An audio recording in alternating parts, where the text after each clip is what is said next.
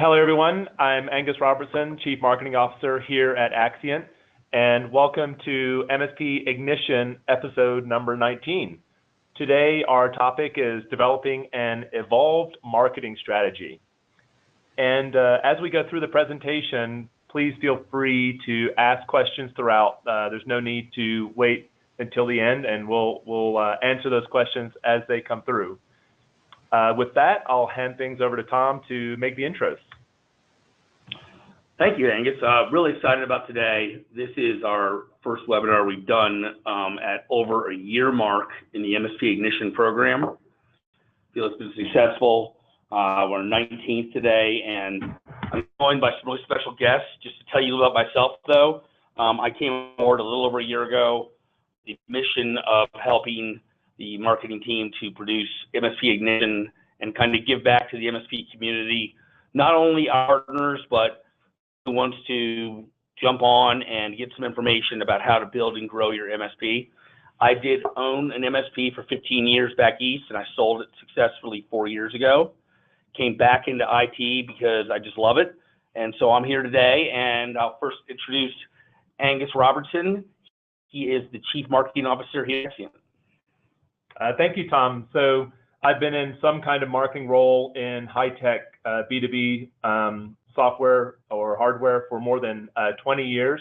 I'm passionate about product and solutions, so generally my focus has very much been around the market product fit. And I've been at Axient now here helping focus on our business availability suite, and excited to be here. And next we have JP Rowe of Your Sales Energy. Hi, everybody. I've been in marketing for about 15 years. I began my career freelancing as a copywriter while I was in college. And while I was in college, I specialized in marketing, web design, and video production. For about the last 3 years, I've been working exclusively in the MSP and technology sector. Thank you, JP. And we have Jamie Williams, JP's business partner at Your Sales Energy. Well, good afternoon. My name is Jamie Williams. I'm one of the creative directors here at Your Sales Energy. I've been in the managed services space, since the mid-2000s. I've been in the sales and marketing role, working and selling and marketing for MSPs for a very long time, and it's great to be here, and thanks for having us. And thank you all. At this point, I'm going to hand it back to Angus. Thank you, Tom. Before we dive in, just a little bit of background on Axient. So our vision is very much about protect everything within the realm of business availability. And our business availability suite comprises of 5 solutions. Business continuity, which includes our Replit and BRC product lines, cloud-enabled file services, which allows you to move on-prem file servers into the cloud, and also VMware Cloud Replication. This is our Fusion product, and also Office 365 protection. This is Cloud Finder to ensure that all your online or cloud Office 365 data is protected and backed up, just in case there's any issue or hacks. And of course, this is all backed by our Axient cloud. So let's go ahead and dive in. First off, we have a question for the audience, just to make sure everybody's awake. And we've got a couple more questions throughout the presentation. But as we wait for those answers to come in, Tom, you successfully sold your managed service provider. And in terms of getting you to that point where you were able to sell your MSP, how much a focus did you have on marketing, and how important was marketing to getting you there? You know, Angus, this is something that I think about a lot now, working in this job in a marketing role. And I didn't have a big focus on marketing. And I look back at it now, and I mean, I think I left at the right time business-wise. I just wanted to do something else. But I look at it, and if I had spent a couple years really focusing on the marketing aspect, really had a kick-ass website, really been contributing online, blogging, videos, whatever else I could do, things we're talking about today, I probably could have sold that business for a lot more. And I think it really needs to be an emphasis if you want to grow your MSP, and especially if you want to monetize that later on in the sale. Great, thank you, Tom. So I think the audience agrees with you. We have 86% of folks saying, yes, marketing is important. And then we have about 14% who are saying, not sure. So hopefully we'll be able to provide some value and insight to those folks and showing how marketing can help you grow your MSP. So JP likes quotes. So we have one in here. Do or do not. There is no try, by our very own Master Yoda. So to me, this speaks about marketing execution or execution in general. JP, when you think about marketing, commitment to marketing, and this quote, what ideas does that bring to mind? First off, I have to thank Tom for that quote. That actually was perfect. Great segue into the topic, because when you decide to take your marketing seriously, it is a commitment. There's not only the budget to consider, but there's the business owner often has to put in a little bit of time and effort to help develop a thorough strategy. Resources need to be diverted towards marketing that you hadn't considered before. Internal resources, sometimes we want the engineers to open up to us, talk to us about their experiences so we can relay those to the customers, things like that. Then there's the commitment to being paid, and that's sometimes a challenge too. Results don't always come right away, and there are periods of testing and adjusting. So you have to really say, I'm going to do this, I'm going to take my marketing seriously, and we're going to take on those challenges and face them and not panic and run away halfway through the process. Great, thank you, JP. And moving on to the topic of this webinar, Evolve Marketing. Can you expand a little bit on this topic? What do you consider evolved marketing? Well, the concept it's fairly simple. If for the purposes of this webinar series, I say that we look at the company's level of engagement with their marketing as a ladder. At the bottom of the ladder, you're not doing anything at all. If you're not even on the ladder, you're not doing any marketing. I mean, you really can't even be considered a business at that point, because you're not. It's such a fundamental part of operation to have a plan. And then at the very top of the ladder, your company has a huge in-house marketing department. You're probably famous at that point. It's that's the very apex of where you can take that concept. But between those 2 points, there are a lot of rungs. There's a bunch of steps. And every rung, as you climb onto it, has an upper limit to how much growth your business can create. So, for instance, if you're on a rung where you're using templated emails, a template website, syndicated blog posts, that'll only allow you to get to X level of growth. You're going to hit a plateau, and you won't be able to expand very easily or at all until you evolve your marketing to the next step, get up to the next rung, break through the plateau, and reach a wider audience, a more targeted audience, or just a different part of the market. Perfect. Thanks, JP. So now that we know a little bit more about the topic, Tom, why don't you dive in and tell us about some of the key points we're going to be covering? Yeah, and some of these things are a lot of we discussed on the phone, JP and Jamie and I, and I'm bringing from my years on MSP. And my big thing is, if you're going to develop an evolved marketing strategy, first you need to know your business. You need to be deep in it. You need to know where that money's going. You need to know where the spend is going right now for the various aspects of your business, your people, your marketing, your sales efforts. You need to have a very clear understanding of your specializations in terms of vertical and technical. And you need to be ready and in the right mindset. And that's a lot of what we talk putting this together is where are you in terms of what your goals are for the coming years, in terms of, are you going to put the time and money into it? Because if you haven't been, it's going to be a large amount of effort to develop that marketing strategy and get in that mindset and make it happen. And then having a way to evaluate how effective you are at marketing, having some real benchmarks, knowing where you are now, knowing where you want to be, and then having the ability to utilize custom content. We'll get into that in pretty in-depth coming up. That would be websites and things like that. And then as a final takeaway on this, we have actually put together an evolved marketing self-analysis tool, courtesy of Your Sales Energy. And this tool, you can sit down, and we'll talk about it later. You can really find out where you are marketing-wise right now. I'd just like to point out to everyone as we really get going into this webinar, if you have a question, please post it, and we will answer it either on here or we will answer it on the messages board. Thank you. All right, so those are the 5 key things or the 5 key points that we're going to be covering over the next little while. So Jamie, why don't you kick us off and tell us a little bit more about how MSPs can understand their business? Sure, thanks, Angus. So first of all, marketing is the effort to create a positive environment or to create a brand around your service, right?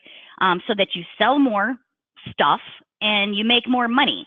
So that's the goal of what's behind marketing, what we want to do. But there's actually a lot to marketing. There's a lot of thinking, a lot of actually execution, a lot of doing, and then also quite a bit of measuring whether what you're doing is working or not. So it's definitely harder than it looks or may appear. But first we want to identify our strengths. We want to define what we sell, what they want, what our prospects want, our core competencies, right? We want to build our brand. We want to make us easy to find. And then we want to create compelling content. And then we want to think and deploy, promote our brand across all our digital and non-digital channels. So you can create that brand, first of all, by brainstorming with your team on your target market, your demographics, your personas, which clients or which contracts are making you the most money. They have the highest margins. Which areas, such as maybe it's cybersecurity, that you may want to develop and create messaging around. We like to use the motto, think, do, measure. So where are you losing money, and are you competing on price? I like to say price, in short, is part of the perception. So as maybe a marketer, you should look at price as maybe part of a persuasion and price your service accordingly to the predictable irrationality of your clients. The value that your website exudes, your brand exudes, your reviews on Google, your social media, most importantly, I think, your salesperson, once you get in the door, it's all going to create the opportunity so that you don't have to compete on price. So marketing also is a huge factor in the value that ultimately, when you do get in the door, that your salesperson is going to be able to create and kind of the perceived notion before that salesperson even gets there. Yeah, thanks, Jamie. I mean, one thing I wanted to point out is owning an MSP. I would often find a couple years into something where I had targeted a particular vertical. Like I got into something like construction firms or accounting firms, and I'd done mailings, or I was even engaging some service that did that for me. And I've been throwing money at it, but I haven't been seeing what it actually produces. And so knowing with your current marketing efforts, what is your spend on them? What are they actually bringing back to you? You can give a very good baseline and know maybe what your strong verticals are and where you need to focus that effort. Yeah, and Todd, I think we're going to talk in a little bit about verticals. We're going to go into that a little deeper. So that's a great point. Yeah, and Jamie, I really liked how you emphasized the focus on brand and what you talked about there. For me, brand is all about your target audience or target marketing, knowing that you exist and knowing what you stand for. Because as you said, when you first have that sales call, going in and already having the air cover where that prospect knows who you are, knows what you stand for, and is interested in talking to you, you've set that salesperson up to be a lot more successful and have faster sales velocity. So right, really, and really important point there. And Angus, you don't know how many times I've heard MSPs say, well, I can't charge $150 a user. I can't charge $150. Nobody would buy that. Well, it's because they're not creating the value behind that, because they could do that, but they're not doing the marketing. They're not creating that brand to allow to do that. And if I could add something there that fits in well with that, I have a saying that I like to use. It's a lot of people misconstrue marketing and they think of it as the voice of their company. And what I say is that it's not the voice of your company. It's really the soul of your company. It's everything about it that is then perceived by your prospects and your clients and the outside world. And it doesn't just mean advertising. It's the entire marketing mix, including where you're selling, how you're selling it, how you're pricing it. And when you're talking about building value, I mean, there's other ways to do that besides through your actual advertising, which is what a lot of people immediately think of, is that we've got to communicate a message that this is more valuable, therefore people will pay for it. But a lot of times what actually we can go in and help identify new markets, new audiences that actually have bigger budgets so that they're not thinking as much about that price. It's also a matter of where you're targeting. So that's another thing to consider. Yeah, JP, you're absolutely right. I know we're going to talk about this more later, but it does come down to that story you're telling, because at the end of the day, you as an MSP are helping your clients be more successful at their business.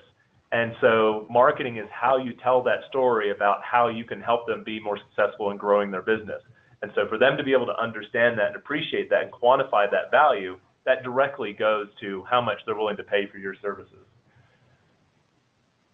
Yeah, absolutely. All right. So on to the next poll. We have question number 2. Have you specialized in any verticals? So Jamie and Tom just talked about this a little bit, but Tom, just to dive into this a little bit further, when you had your MSP, were there any particular verticals that you focused on? Yeah, I did really well with law firms, and that was important. And I spent a lot of time on it, and I spent my marketing dollars there. That's what I had the custom flyers for, and I had all kinds of extra page on the website for them, all of that kind of thing, and it was very effective. Law firms were, well, I noticed MSPs out there who don't want to work with any law firms, but I will tell you, the ones that do, and you negotiate well, and you're able to get your money up front, it's a fantastic vertical to be within. But any vertical can be, and I know that healthcare is a big one for a lot of people right now. But knowing what those are, and then having some specific marketing that is geared directly towards them is really going to benefit you. Thanks, Tom. So looking at the responses, some interesting results. We've got 53% saying, yes, I specialize, 40% saying I've thought about it, and 7% saying they've tried it, but it didn't really help. So with that, perhaps, Jamie, you can move on to kind of our key takeaway or key point number 2, which is all about vertical and technical specialization. Yeah, so before I kind of get into that, I want to say, there's a lot of MSPs that fail to understand how their clients discover them. So that would be question number 1, is how are your clients discovering you? Question number 2 is going to be how is you as the MSP, how are you influencing how clients find you? So you have to figure out what we call like those discovery paths first. So how does verticalizing kind of come into play with that? And I think, well, I'll tell you a story. So I've sold managed services in St. Louis. I've sold managed services in Los Angeles. I've worked with many MSPs on their sales kind of roadmaps and playbooks. But when I was selling managed services in Los Angeles, I very rarely, and I don't mean to toot my own horn or anything, but I very rarely lost deals. But when I did lose deals, I would go back and I would ask myself, why did I lose that deal? And I would say 9 out of 10 times it would be because the company who won the deal was a company that verticalized. They completely 100% focused on either manufacturing or they focused on medical. And those particular clients who were great prospects, they understood technology, they were willing to spend money, they went with the IT company that specialized. So I will say that I can say firsthand that that's a true story. But also when you verticalize, you can target them by knowing where they are. So going to trade shows, different events that you know that they're going to be at. You can also target your messaging and your social media, your website, and build your brand to focus and create content based around that vertical. Thank you, Jamie. Yeah, verticalization is really key. JP, perhaps you can add and talk to your experience on the importance of identifying your ideal target audience and the appropriate messaging and use cases to be effective with that audience.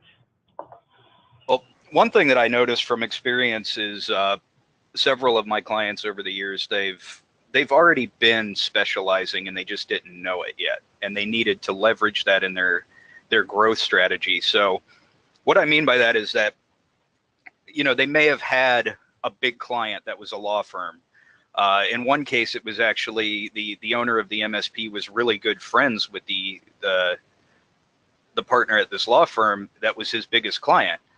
And he told me, after a lot of digging and conversations and strategizing, he told me, you know, my friend, the lawyer, told me the other day that he really liked this part of what we're providing him. And he really liked that we do this. And he really liked, you know, this aspect of our service. And I, you know, my head about spun around and I said, well, this is the exact thing that we need to know. We need to take that, package that information and send it right to other lawyers because it's speaking to their needs and their wants directly.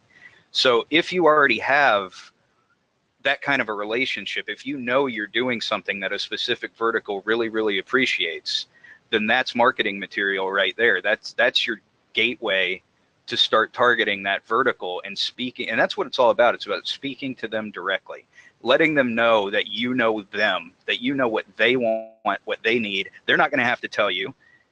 You know what they want before they even know it, and you're there to provide it. And so verticalization allows you to do that exactly. And I mean, it's the same for any industry. It's just think about it from a different perspective. If you're an MSP looking for a marketing company, would you rather go to one that specializes in MSPs, or would you rather go to one that does everything? There's a better chance you're going to feel more comfortable with one that knows your industry and knows your needs. And it's the same for someone looking for an IT provider.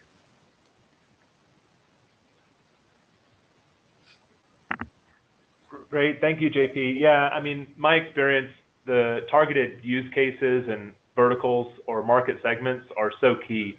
Market segments are essentially personas with similar pain points. So if you can identify what those market segments are, for example, if they're in a particular vertical, then you can really craft your messaging and your use case in a much more effective way. There's a book called How to Bag an Elephant, where this guy built his whole business just around selling to one client, and he built a $200 million business that way. But at the end of the day, there is more work in figuring out those use cases and those target verticals. For example, finance and healthcare, you know, they think very differently around their requirements and what they need. But if you get it right, your sales velocity can be, and your differentiation can be that much greater.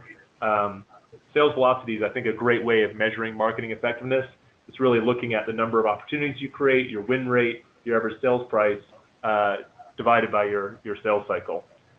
So now that we've talked about the verticalization side, as we move on to the third area to consider, key area to consider for developing an involved marketing strategy, JP, can you tell us a little bit about how you can look at your marketing mindset and make sure you can appraise that effectively?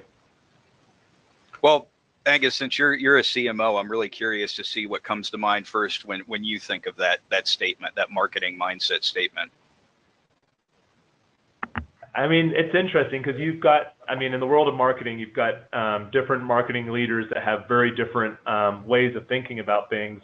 For me, it always starts with understanding, you know, what is your market and what is your product or your service, and where do you have the most differentiated value. So if you're, from a market standpoint, you can look at, this is geography I'm serving, this is the type of company I'm serving, this is the vertical I'm serving, this is the type of person I'm talking to.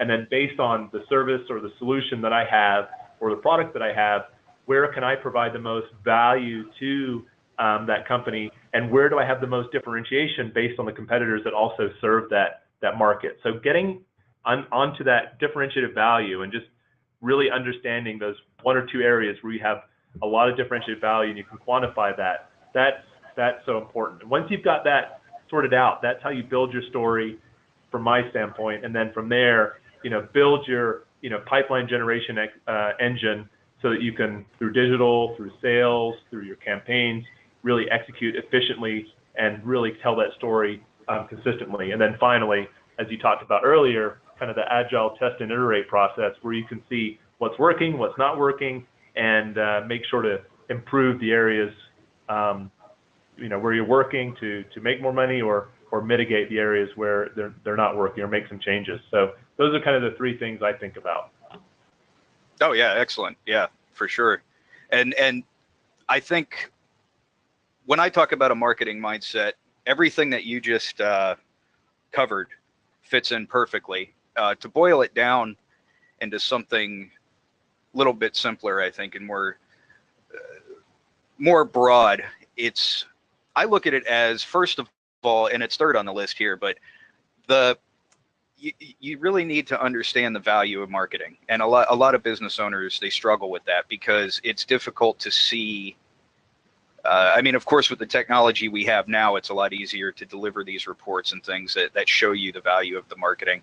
But when it comes to things like branding and, should I pay several $1,000s for a new website when the one I have works? It's the little considerations that all add up. It's the mindset of knowing how important it actually is, first of all, because until you recognize the value of marketing and how it's going to impact your growth, all of these decisions are going to be a struggle.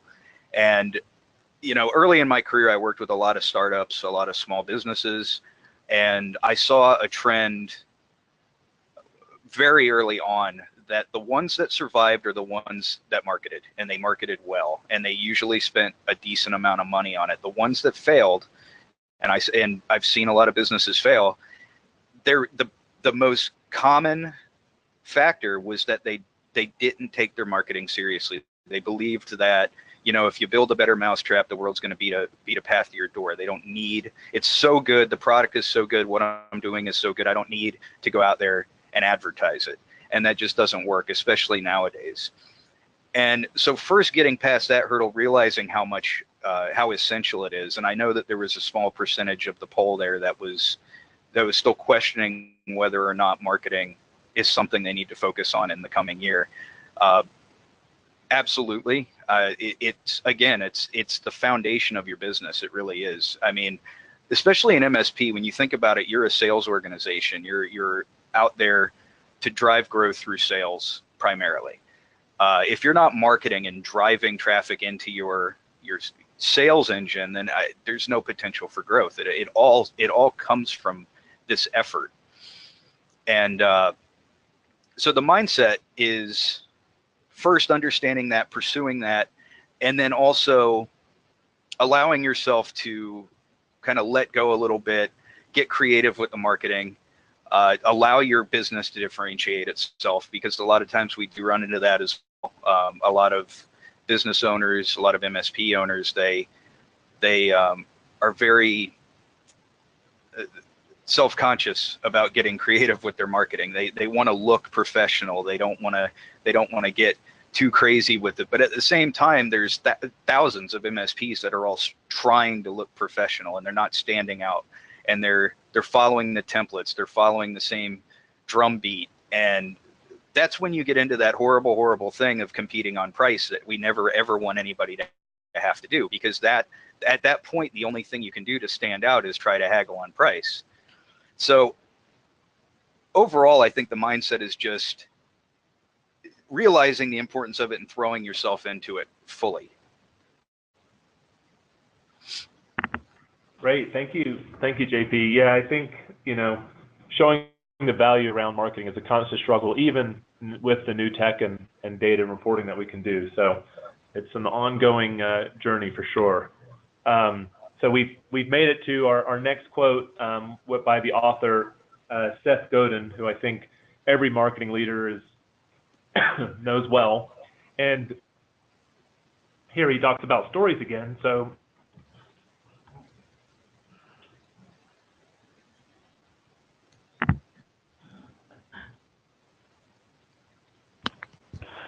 and I'd like a comment on that. What do you think of that quote, JP? Well, I 100% agree. There's a saying, and there's a lot of truth to this saying, that there's no such thing as a product. I think I heard that once as part of a joke, but it's actually kind of true. Narrative is really where it's at, and relating to people is where it all comes together. I learned really early on when I first started my career in marketing, I was freelancing as a copywriter, but I also had a full-time job as a salesperson to pay my way through college. And I learned real fast that becoming top salesperson at the company I was working at had nothing to do with knowing the product. The first couple of products I sold, I had no idea what I was talking about. The product itself was irrelevant. It was being able to relate to the people and knowing how to sell. So marketing is the same thing, and it's the narrative, the storytelling, that process is what's effective at creating resonance with the audience and then getting them to convert. And I just want to comment on this quote. I chose it. I've been reading this book by Seth Godin. It's called Tribes, We Need You to Lead Us, which I think is very important in this day of marketing. If you really want to produce like a following, and you've got to create like a tribal like feeling around you and your services and product, and that kind of like holistic approach where you're doing a lot of things, not just the website anymore or mailings or stuff like that. It's got to be the posts, it's got to be the blogs, it's got to be a whole bunch of things that come together to create that kind of tribal mentality, so people will follow what you're talking about and buy in. Yeah, absolutely. Great. Thanks, JP. One of the most, if I could just contribute to that one point, one of the most powerful influences that we have over others, or that just influencing people in general, is this idea of synchronicity. And people like to be around people that are like themselves. They instantly relate to people that remind them of themselves. It's a big factor in everything that we do, everything that goes on in the world around us, whether we realize it or not. And so the tribe mentality approach is extraordinarily powerful and very true. And now it does work. It's a lot easier to kind of create that for marketing purposes with like a B2C or retail business. Obviously, you can have a clothing line or a line of nutrition products and create a tribe around that very easily. It's a little bit harder with B2B and something like IT services, but of course that is something that we're always exploring, something that we're always trying to figure out ways to take very effective marketing methods and apply them to what we're doing. Yeah, thank you, JP, and sorry about that. Lost my voice for a second there. But I think you made a good point there about B2C versus B2B. There's a lot of things that are done in the B2C world in terms of engaging large audiences in a very effective way, using emotional content that really connects on a deeper level that we can take advantage of in the B2B world. So with that said, and we were talking about value earlier on, let's look at the fourth area that's important to consider for developing an evolved marketing strategy, and that is evaluating marketing effectiveness. So Jamie, can you take us through this a little bit more? Sure. So I'll start out with, I hear many MSPs say that their best marketing channel is word of mouth. I don't hear as much as I used to hear it, because I think marketing has been evolving even in our space here. But I have heard that recently. And, that's certainly true, in a lot of cases, even in today's age of the internet. But when a client A tells client B or prospect B that our service, our IT service is fantastic, client B is more likely to believe it as a trust indicator, and then probably head to our website and hopefully give us a call. However, here's some good, new news, that while the word of mouth is really hard to influence, luckily we have electronic word of mouth now, or sometimes it's called, word of mouth. But it can be influenced definitely in a positive direction. So the electronic word of mouth viral discovery path is all about, we want our client A, B, C, etc., telling client, D, E, F, or prospect D, E, and F about how great our service is. So measuring the old school word of mouth is almost nearly impossible. So when I would hear clients or MSPs say, hey, that's my best avenue right now is word of mouth, I'm like, well, how are you measuring that? And no one could really say whether client A told prospect B how great we were. But luckily, in the new environment that we have now, word of mouth can be measured more effectively. So if an influencer shares maybe a link to our website on LinkedIn, for example, we could use Google Analytics to see how much traffic we got from LinkedIn and where it came from.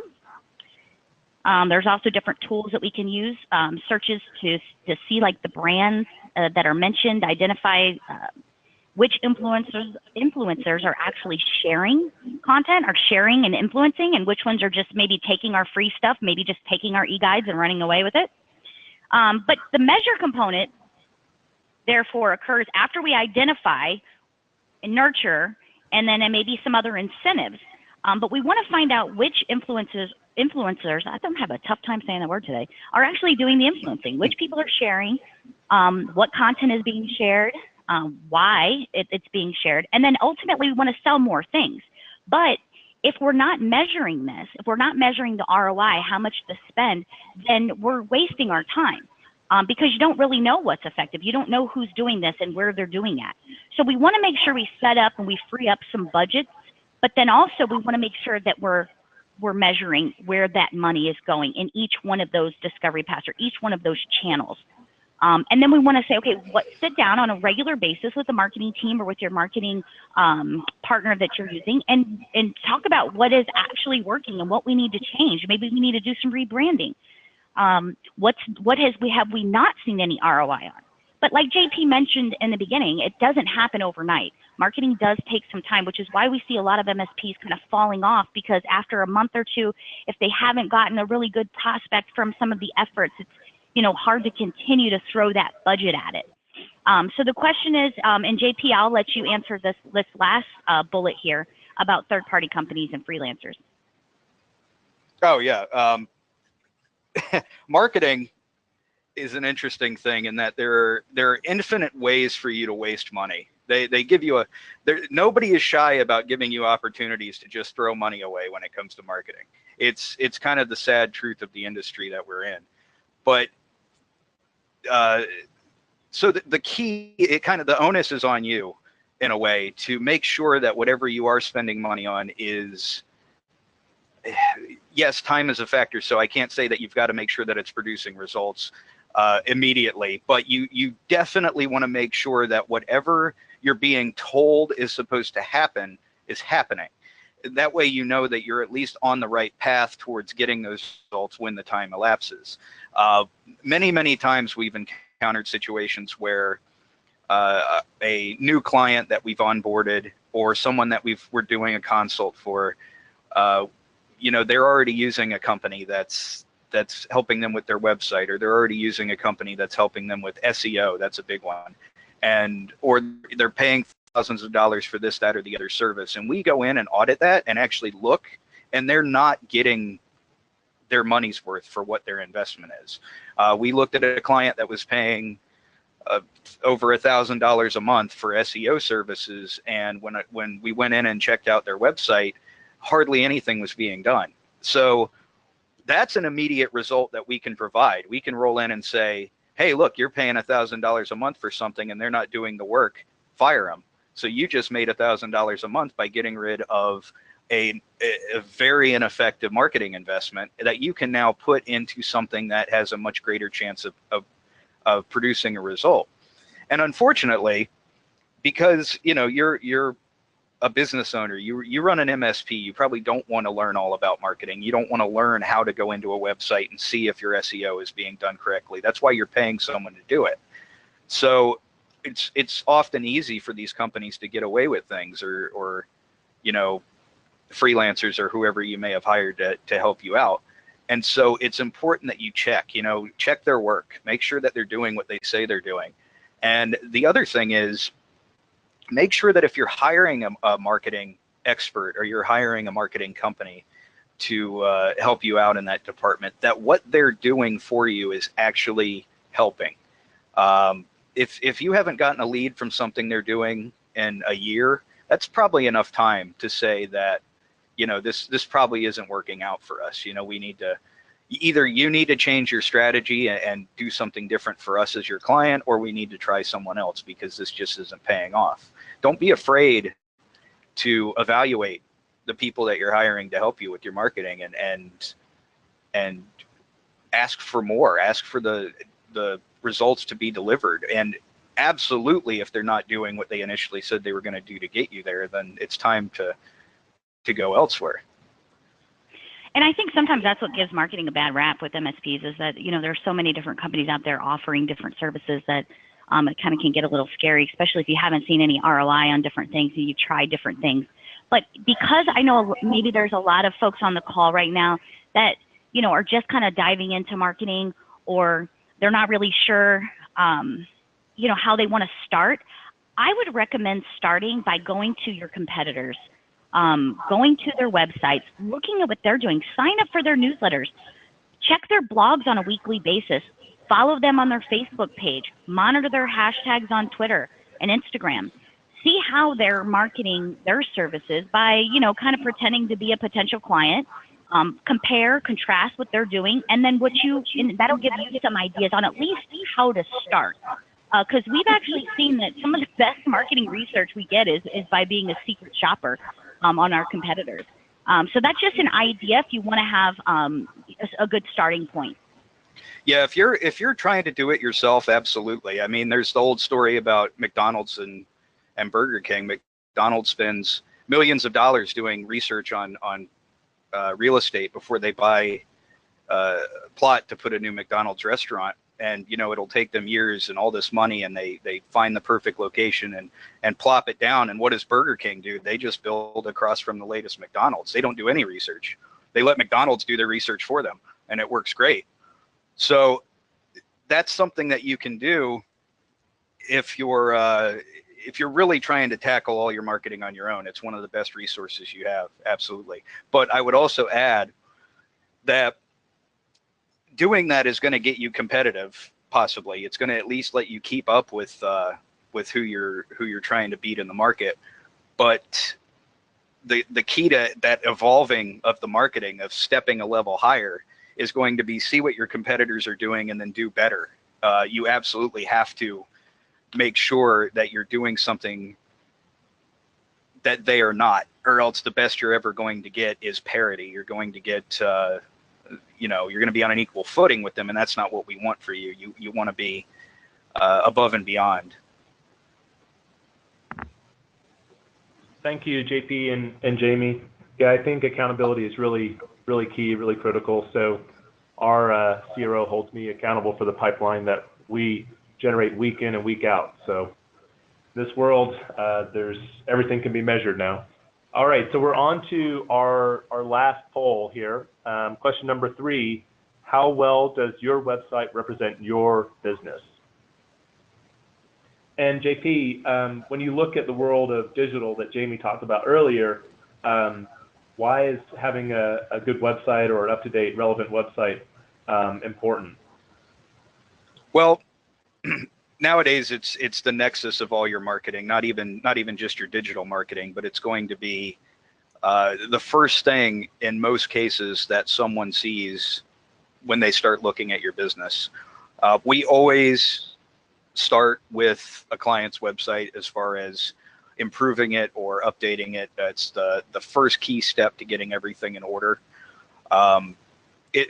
Quite simply, if it looks old, slow, and disorganized, it's the same way your company's going to look. People are going to judge you based off of how your website looks, how it functions. If you've got broken links, if you've got technical issues on your website, then it's not going to look good for an IT company to have these things. And yet we find that all the time. And it should be purpose built. A lot of the websites that we see, they're either based off of very old template plans for generating conversions, so they're the same as hundreds and hundreds of other MSP websites that are out there because they've all followed that same plan, or they're just not built to really convert and gather leads. They don't have any system in place to do that, and there's a lot of opportunities that MSPs are missing out on right on their own website, frankly. Yeah, JP, I'd like to say I'm really happy that 63% of the respondents say their website looks great. I got to tell you, I have an opportunity in this job to look at a lot of websites of MSPs, and I often see ones that have not been updated for a year or more. I see ones that do not have current offerings, or their news they have on there doesn't have anything updated for within a year or more, once again, or a lot of them just look like they're 1997 front page. And I'm like, you know, what's going on with this? So I would say, guys, you really out there, you really need to look at your website. Maybe even, I think the best thing is have someone else look at it. doesn't have to be a marketing person, but have someone else maybe in another field or someone you trust, someone who's a good business person or works in marketing or anything, and ask them, because I don't think often we're our own best judges of the content that we created and put up. Yeah, and almost every prospect that you're going to work with is going to check out your website. So it's really important that your website reflects the story and the pitch that you're telling them, when you're meeting with them face to face or over a phone call. So to have that consistency is really key. You can also use data to see how effective your website is. So based on how big your business is, you can expect, a certain number of thousand of visits every month, and you can also expect a certain level of engagement with your website. If you have a very high bounce rate, that people are coming to your website and they're just going somewhere else. And also, how high are your conversions, in terms of the, when you tell the story, when you have your call to actions, are people providing their information and giving their information and converting those forms. So there's ways to look at that, that data as well, which is really, really critical too. Okay, so we have another quote here. If you build it, you may still need Google AdWords. So, Tom, maybe you can talk a little bit about this quote and why you put it in here. I just remember doing marketing efforts like the website and flyers, mailing, postcards, whatever I was doing at the time. And I would just do these things, and they were often one-off marketing activities, not done any kind of campaign, or didn't have any real marketing push behind them. I think the point is that if you're going to build this stuff and you're going to do blog posts, you're going to do any kind of content, you need to then spend the money to push it out there too and make sure people see it. Yeah, absolutely. And the point about Google AdWords is pretty important too. I mean, when you look at the research from folks like Forrester and CEB, which is now bought by Gartner, they say that about 60% of the sales cycle is already done before a prospect actually meets with somebody face to face. And we know this from our own B2C experiences with Amazon. We're looking at all the reviews and doing our own research before we actually click and buy. So it's the same in the B2B world. Those prospects are doing their searching. If they have a need, they're looking at the different solutions and the different companies that offer those solutions and making those choices. So once you know kind of your target market and the differentiated value you provide to that market, it's important that that information is both represented on your website and that you have the right AdWords that you're ranking for and the other websites linking back to you, so you have that credibility. To Tom's point, you have to get that word out there. And always remember that the value of pay-per-click ads is in targeting. You never want to cast a wide net with that, or it's a very quick way to lose a lot of money. So if you're investing in pay-per-click advertising, then you want to make sure that you are getting a very narrow focus on who you're reaching, tailoring the message to them specifically, and sending them directly to an offer that's built for their pain points, or else you're really not going to get a good ROI. Absolutely. All right, with that, we're on to our last key thing to consider for developing an evolved marketing strategy, which is the utilization of custom content. So, Jamie, can you talk a little bit more about template and content versus custom content? Yeah, I'm going to talk on this slide. I want to talk about what type of content is most likely to achieve your marketing goals, because that can either be custom content, or depending on different aspects, it could be, your syndicated. So I just want to talk first about content and how do different pieces of content, such as email blasts, maybe some videos, how do they work together along the sales funnel? So your content production plan, I know we all have one, right? It should outline the content that we need to produce, who's going to produce that content, where and when they're going to produce it, and then its role in the persuasive process. And then secondly, we want to drill down to those individual pieces of content. Maybe those are things like photos, blog posts, videos, maybe signage. And then don't forget about any scripts that your telemarketers or your cold callers or your sales staff has. And then we want to organize each piece of that content. What will our blog post headlines be? What is the purpose? Which will the textual, what will the textual elements of it say?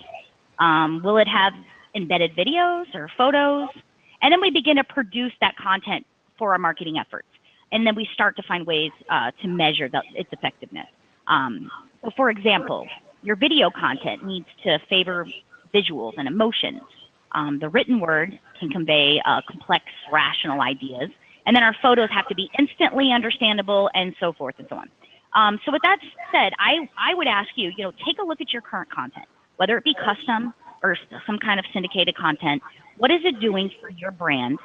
And is it moving the prospect along through your sales funnel? Because, any content produced for marketing has to be content with a purpose.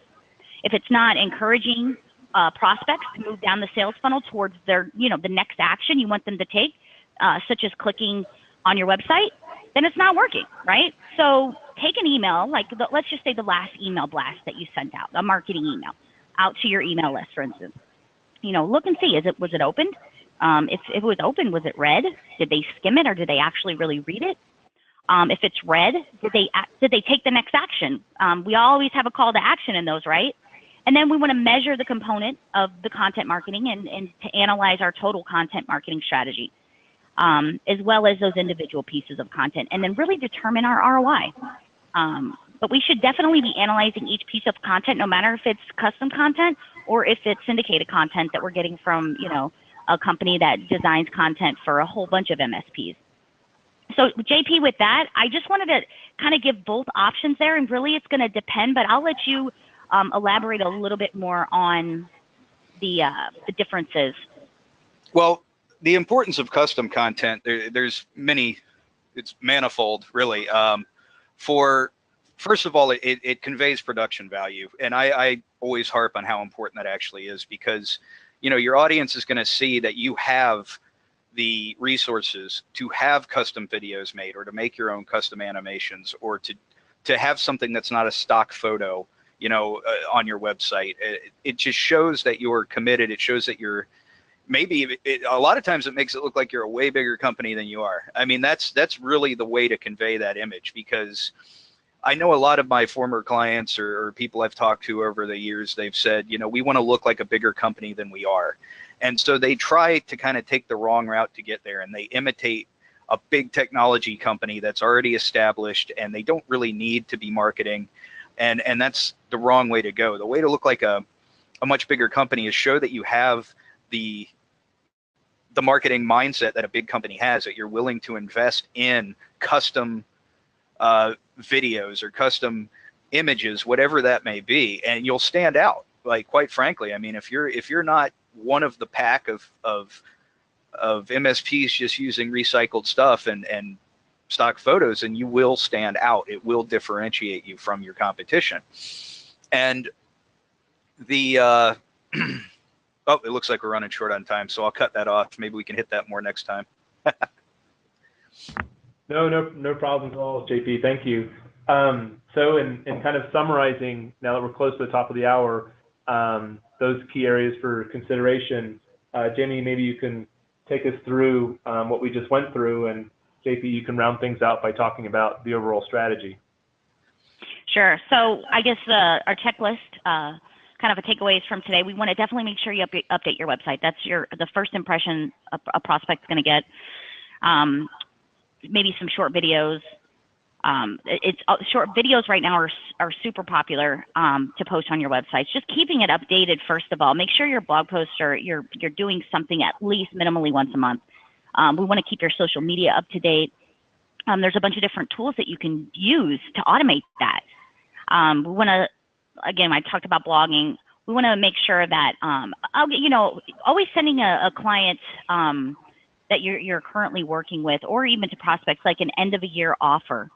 That's always a good idea, especially right now during the holidays. And then we just want to put together your marketing plan for 2019. Start off the year with a nice bang, and get it rolling so that, Q1 you're getting those new opportunities rolling in. Yeah, so there were a couple of questions here. Let me see if I can grab them here. Outsource marketing services. Someone asked, do you know what outsource marketing services that specialize in our space that we could check into using? Yes. We know several. We're very familiar with most of the big players. And what was the other question? Yeah, if you want to contact us, we'll be glad to talk to you about that in depth. We can tell you, because there is a specific type of MSP client that we generally work with. And if you're not within that realm, then we can recommend good companies that would be perfect for you to use. And I'm not seeing the other question fully. What's on demand? Oh, there. Oh, okay. That's part of another question. So, and yes, we do offer a program to assist with your marketing. Feel free to contact us about that as well. There's going to be a link at the end of this presentation. But to wrap up on this slide, most importantly, strategize. Strategy is everything. If you don't have a plan, if it is not thought out and built upon a firm foundation, then everything that you do in your marketing is going to be hit or miss. It's going to be very scattershot. And you want to make sure that you're approaching this entire process mindfully and strategically for the long term. So we're going into a new year. It's a great time to start thinking of it that way, to start thinking about planning ahead and working on something that's not just, what am I going to do next month? What email am I going to send out next week? To really sit down and nail down a solid strategy to get you into the new year and really get you growing. And so absolutely, strategy is the #1 thing that you want to start thinking about. And I believe we're going to get into that a lot more in the coming webinars in the series.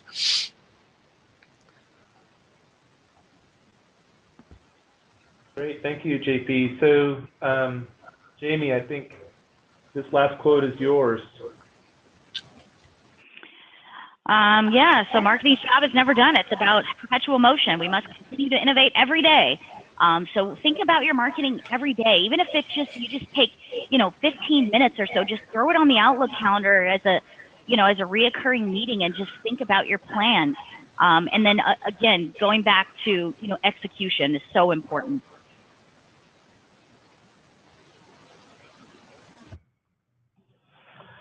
Okay, and next we're going to finish up here. We have a takeaway. I mentioned it earlier, and JP and Jamie have been nice enough to put this together for us and the MSP Ignition attendees. And this is going to be Evolved Marketing Self-Analysis Tool. And all I would say to you guys is, I would take something like this and set aside a few hours one morning and get together the people that make marketing decisions or MSP and take an attempt at answering the questions in here and kind of figuring out where you are. And I'm going to hand it off to JP, and he has kind of an offer for you involving this and some other marketing services at Your Sales Energy. Yeah, so one of our biggest challenges when it comes to trying to convey this evolved marketing concept is that it's very difficult to put into a checklist. It's very hard to make it simple because this is what you do when you're on those lower rungs. It's all very mechanical. But as you want to evolve to these higher levels, there's a lot of discussion. There's a lot of collaboration between us and you.